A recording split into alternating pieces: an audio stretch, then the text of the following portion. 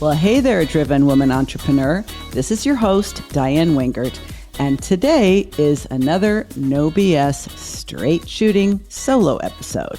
Our topic for today is what you can do right now, this very month, as we're winding up the year to prepare your business for growth in the coming year. You know, so many people tell me they're either scrambling to put together some kind of offer for Black Friday because, well, they just think that's what you have to do, or they're hunkering down and telling themselves nobody buys in fourth quarter. Nobody invests in their business. Nobody enrolls in coaching programs or masterminds. Nobody's spending money on anything business related right now. So I'm just going to hunker down, wait out the rest of the year, spend some time with friends and family, and then I'm going to hit it hard in January. Only what tends to happen is we kind of get out of the rhythm. It's not that we shouldn't take time off, and it's not that we shouldn't enjoy friends and family. We absolutely should, and I know I will. But in my experience with so many of us, if we dial it all the way down for a few weeks or even months at a time, we're making it that much harder for ourselves to get back on the horse and to get back to where we were, not to mention creating growth in the coming year. So I wanted to just share with you how I am spending a chunk of my November 2022 to prepare my business for growth as soon as the new year rolls around. Are you ready? Okay. So I am actually currently in the midst of this. I'm recording this episode just a week or so before it's released. So I am literally in the thick of this practice that I'm about to share with you right now. As a matter of fact, I've been working on it today. And what I'm talking about is this. The majority of us started a business without a clear plan, without a clear roadmap, without a clear goal in mind. All we knew was that we wanted to work for ourselves. We wanted to call our own shots. We wanted to play by our own rules. And most of us set a financial goal of replacing our corporate or nonprofit or academic income in our business. Now, there's a lot to learn when you're a brand new solopreneur, whether you're a coach, consultant, service provider, or creative. And most of us make lots and lots and lots of mistakes. But something I have noticed in both the clients that I work with and in myself is that we tend to make a lot of investments in our business based on FOMO, based on impulse, based on what our friends are doing. And then we never really revisit those decisions. Now, what tends to happen over time is that you will discover you are subscribed to a whole lot of emails. You are subscribed to a whole lot of blogs. You are following a whole bunch of podcasts. You are probably also enrolled in quite a number of memberships, group coaching programs, masterminds, Facebook groups. You get the picture, right? Now, I don't know about you. I'm just going to speak for myself. But what I find is that the way those relationships tend to go is that I either sign up for something because I'm absolutely convinced I need it at the time, or I just heard about it and I might not need it right now, but I don't want to forget. So I go ahead and sign up because I don't want to forget about it later when the right time comes. I know that I signed up for quite a few memberships during the COVID quarantine because I was locked up in my house along with everyone else. I felt quite isolated. And as an extrovert, I was more than a little bit lonely. So those memberships really provided me with a place to feel connected to other people who were doing the same kind of things I'm doing. And it provided guidance, support, accountability, resources, and a buffer from loneliness. And that value was absolutely tremendous. I have signed up for all kinds of no cost, low cost, and even high cost courses, programs, memberships, masterminds, pretty much all of the above. And what I realized is that over time, I started feeling stressed out because I wasn't able to maintain an active involvement in the majority of them. I mean, if you think about it, the average person is probably a member of, 20 Facebook groups. But in order to really get a genuine benefit from Facebook groups, you need to be there often enough, regularly enough, and participate in a meaningful way often enough for the people in that group to know who you are, for you to feel that you actually belong in that group, and for you to be able to contribute to other people and receive from other people. If you are like many people who kind of lurk in a group until they need something, you shouldn't be surprised when you post that request if you get crickets, because nobody knows you. And when nobody knows you, they're probably not going to feel very compelled to help you. So that example of the Facebook groups, if you signed up for every Facebook group on the planet that's related to your niche or related to your target market or related to the stage of business growth you're in, or for example, let's say you are a podcaster, right? So maybe you sign up for the group of the software hosting program. Maybe you also sign up for another Facebook group for new podcasters. Maybe you sign up for the Facebook group for the recording software that you use, and maybe the manufacturer of the microphone that you use, and so on and so on and so on. Well, it doesn't take any time at all before you are a member of dozens and dozens of Facebook groups. Now, unless you have figured out how to clone yourself or go without sleep, there's absolutely no way for you to be a consistent, regular contributor who is known to other people in the group and whose presence would actually be missed if you dropped out. But in reality, if you can't show up in a group in that way, why are you there? Now, if this seems a harsh question to ask, I have been asking myself this very same question. Diane, why are you a member of all these groups? Do you actually have the time, energy, bandwidth to participate in a way that's meaningful and sustainable? I don't want to be spammy. I don't want to be a lurker. I don't want to be a drive-by where I only raise my hand when I need something. And yet, because I overcommitted to too many groups, that is exactly who I was in the majority of them. Same thing with signing up for people's email lists. Maybe you just want the freebie. You want that one opt-in offer. You need to hand over your email to get it. And once you've got it, do you want to continue hearing from that person every week or month? In many cases, the answer is no. But if you think just getting the freebie and then immediately unsubscribing makes you a jerk, think again. Anybody who's in the online business space knows that they should be building an email list. I know it, you know it. Now, if people are not opening our emails, if they are not engaging with our emails, and if they are not benefiting from our emails, the way most email service providers operate is they're actually hurting us, because having people on your list who do not open your emails, do not engage with your emails, and are never going to be anything more than an email subscriber, you would actually be better off not having them on your list. And I know that this is a mindset issue to address too, because nobody wants to see their list shrink. We get really excited when we see more subscribers. We get really happy when we see more podcast downloads. We get really fired up and charged up when more people are asking to join our Facebook group, are downloading our podcast, or swelling the numbers of followers on our Instagram or LinkedIn accounts. But in reality, you are in business to provide a service, to exchange value, and to make a profit. And most of us did not really start our business with that much clarity.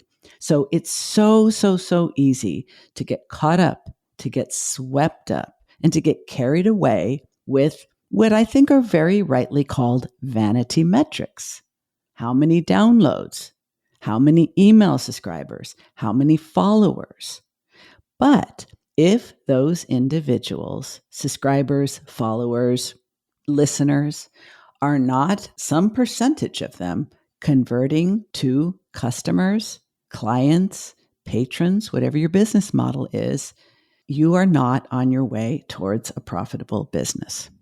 This is an uncomfortable truth that I feel compelled to share because I see so many female solopreneurs who are truly brilliant, who are working so hard and are really, really struggling to make money.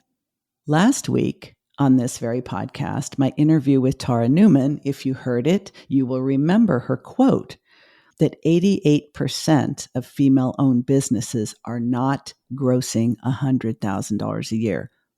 They're grossing less than that. And yet, why are so many so-called business coaches talking about 6 weeks to six figures, or even increasingly 7 and 8 figures? This is a gross distortion of the reality for what's happening for most of us. And frankly, most of us do not need or have any idea what 7 or 8 figures actually requires. So, what I'm doing this month is a several stage system that I put together. I'm sure other people have created something similar.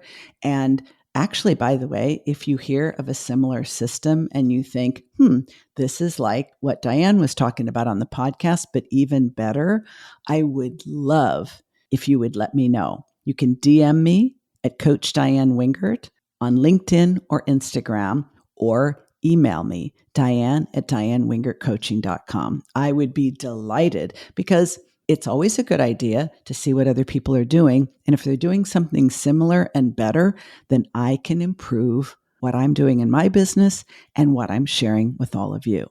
So, are you ready to hear the system? Okay, give me 2 seconds to share this message with you, and then I'll be right back.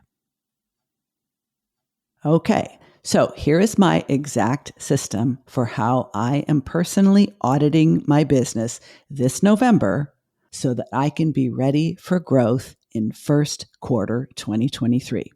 The first thing I'm doing is making lists of every single thing I am subscribed to, I am paying for on a monthly basis, I am a member of. I'm making a list of all the Facebook groups I'm in. I'm making a list of all the subscriptions that I have. I'm making a list of all the email subscriptions I have. I'm making a list of all the group programs I'm in, all the courses I've bought, all the things.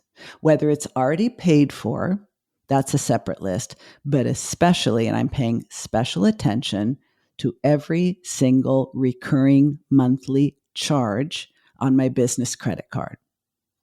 Now, I do not recommend that you go through all these stages at one time, okay? Because I think it might be exhausting, it might be time consuming, and it's very likely to make you feel a real energetic drain.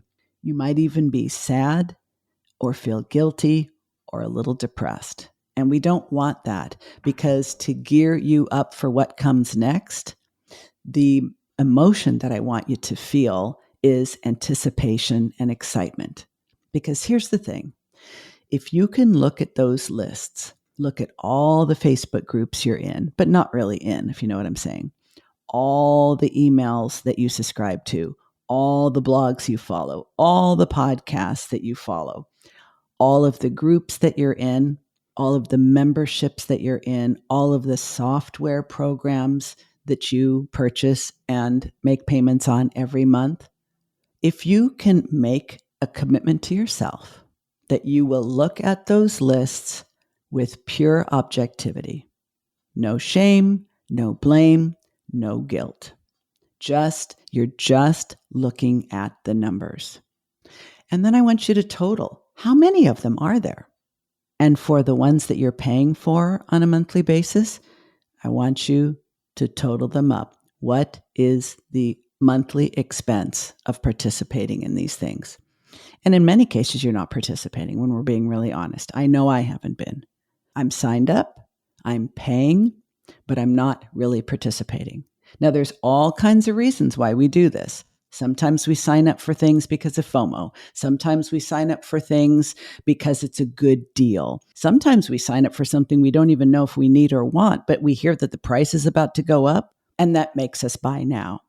Sometimes it was a really, really good fit for us at an earlier stage in our business, and we have simply stuck around because it's become a comfortable habit, because we feel kind of attached to it, because maybe even if it's not meeting business growth needs anymore, it's meeting a social need. Now, I'm the last one to tell you what to do in your business, but what I am telling you is there's very strong likelihood that all kinds of money is going out of your business every single month that you are completely unaware of, because that has been the case with mine. And I'm also telling you that when you are signed up for all kinds of things that you're not actually using, even though it can be hard to end something, because then you're kind of admitting to yourself that I'm actually not participating. I'm actually not benefiting. I'm actually not contributing. You have to get really honest with yourself. And sometimes you might be concerned about hurting someone's feelings or impacting someone else's finances, especially in the case of a membership. But you are obligated to be profitable in your business, and it is not your responsibility to worry about the profitability of someone else's, even someone you like. So when you take a look at those numbers, how many of them, the cost of them, and really start to think, how much time am I actually spending with each of these compared to maybe what I thought I would? Or if the reason that you signed up for something was because it offered so many different things that were appealing to you, that seemed really valuable to you. Like maybe there's a weekly coaching call, and maybe there's a weekly mastermind, and maybe there's a weekly hot seat, and maybe there's a weekly ask me anything, and maybe there's group brainstorming, and maybe there's body double sessions or accountability sessions. And all of that seems like, wow, I get all that? Awesome. For $59 a month? Here's my credit card. But in reality, even if you only have one membership like that, and I'm very sure that the majority of you have several, if not many, there's no way that you can benefit from everything even a single membership offers you. And that's where we really start to feel bad.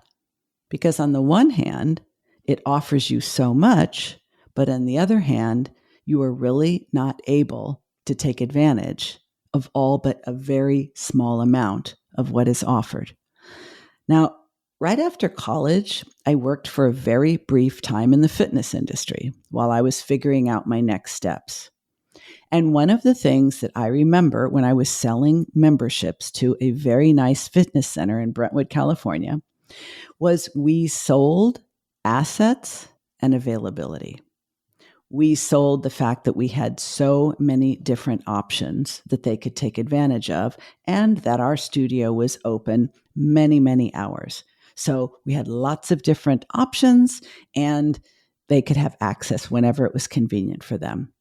But in reality, the fitness business is profitable when the majority of people do not use their membership. Because people sign up for a fitness membership because they believe they will be the person who will make use of it. And yet, when life gets busy, and I don't know anybody busier than solopreneurs, especially female solopreneurs, because we tend to wear so many hats in addition to our business, we actually start to feel guilty that what seemed like a good decision to buy into a membership to take advantage of all of the options and opportunities that that membership affords us, we actually start to feel guilty. We start to feel shame, and we think less of ourselves as entrepreneurs because we are not participating, benefiting, and contributing at the level we thought we would and the level we think we should. And that, my friends, is an energetic drain. Every time we invest in something, enroll in something, purchase something, buy into something, we are doing so on the basis of our ideal self, aren't we? Our ideal self exercises for an hour every day. I know my ideal self does. My ideal self also meditates every day and journals every day and spends quality time with my romantic partner every day. But we know that real life typically doesn't look that way for 99% of us. And so we feel guilt and shame. We feel inadequate. We compare ourselves to others. And we have a hard time believing that our business can grow because we're not fully showing up at the level it is now. And this is why I do the audit in November. Because the holidays can make you feel a little sluggish. I mean, there's the partying and the drinking and the eating, and most of us are less physically active. We're spending time in the car or on airplanes. We're sitting around on couches in living rooms and around dining tables. So a lot of us are feeling pretty sluggish, although loved up and satiated by the beginning of January. But none of that is ideal for going forward with our business and especially our business growth. So I love creating space in my business so that I can get through the holidays without a lot of clutter, with a realistic idea of what my actual financial obligations and commitments are, and with an honest look at what is working for me, what was working for me but no longer is, what I've outgrown, and what I simply need to let go of in order to create space for what comes next. Some of the things that I look at as well are not just ROI, like I'm spending this much on this thing every month or every year, and how many clients have I gotten from it? Or how many referrals have I gotten from it? How many discovery calls, strategy calls, free consults? How many podcast guests? We need some kind of metric to measure. It can't just be, oh, I really felt great about my business this year. Okay, feeling good is nice, certainly better than not feeling good. But what about the numbers? We can't ignore the numbers. Otherwise, we have a hobby, not a business, or perhaps a business, but not a profitable business. And it's awfully hard to grow a business that isn't yet profitable because the things that we're doing, the habits, the patterns, the blind spots that are keeping our business at the level it is are going to come with us when we grow. So we really do want to eliminate all of the unnecessary obligations and commitments so that we have more space, more time, more energy, and more spaciousness in our mind for what comes next. So after making my list, after evaluating and looking at the numbers, number of groups, number of subscriptions, dollars spent on a monthly basis, I look at what software programs I use to run my business. And then I have my assistant look to see if there are any improvements on the market where I might be able to save money or maybe consolidate and get a software that does 2 things or 3 things instead of having 2 or 3 separate subscriptions. I'm looking at some of those things now. I've recently made some changes in some of the softwares that I use to run my business every month in order to streamline, simplify, and reduce overhead. But in addition to looking at ROI, I'm also looking at ROE. This is a term that I borrowed from Tara Newman because she says, in addition to looking at the return on investment, the dollars, we should also look at the return on energy. The energy we spend going to meetings, going to Zoom calls, going to master classes, going to mastermind sessions that is not directly impacting our business and our bottom line, that's an opportunity cost. That is energy that is not available for us to invest in something that actually would help our business be more profitable and or grow. So ROI and ROE. Last thing I want to say is many of us find it very, very difficult to end really anything we've been doing for a while. We feel obligated. We don't want to let people down. We don't like saying goodbye. We're worried that it'll hurt someone's feelings. And I say, if you recognize that you are involved in something out of habit or obligation, how does it feel to you to make the conscious decision to continue? It's one thing when we don't really know, we don't really realize because we're not really thinking about it, that we're simply doing something because we're in the habit of doing it. And I've been very guilty of that. Or we're doing something because we feel obligated to do it. But once you've had that difficult conversation with yourself, once you have brought that to your own attention, how do you feel about making a conscious, intentional decision to continue knowing that the reason you're there is habit or obligation? Now, I do realize these are challenging questions to answer. And I do realize that this kind of audit may be something that sounds extremely unappealing to you. So I will end this no BS straight shooting solo episode with 2 questions for you, because I think timing is really important, right? If you are frustrated with how many hours you are working for the amount of money you're earning, and the thought of spending another year on this same plateau is really challenging for you to accept, you owe it to yourself to do this. You really do. Because nothing changes on its own. And because you're the boss, you need to be the change agent in your business. And the other question is this. You don't need to hire me to help you do this, although you could. Doing a deep dive audit of my clients' businesses, what's working, what isn't working, where are they spending their money, their energy, their time, and which of those decisions should be changed is one of the things I do in the Boss Up Breakthrough program. But you can do this on your own. And if you know you should, but don't think you will, and you're not in a position to hire me right now, then get an accountability partner and do it with them. 2 biz besties doing a deep dive into their own business and holding each other accountable sounds like the best holiday present you could possibly give your business and yourself. So if you take action on this, I would love, love, love to hear how it works out. Again, you can connect with me through my website, Diane Wingert Coaching, and there's lots of other opportunities on social media. You can also send me an email, diane@dianewingertcoaching.com. Okay, that's all for now. Join us again next week for the Driven Woman Entrepreneur podcast, when I will bring you another fabulous guest. And in the meantime, stay driven. You've been listening to the Driven Woman podcast with Diane Wingert.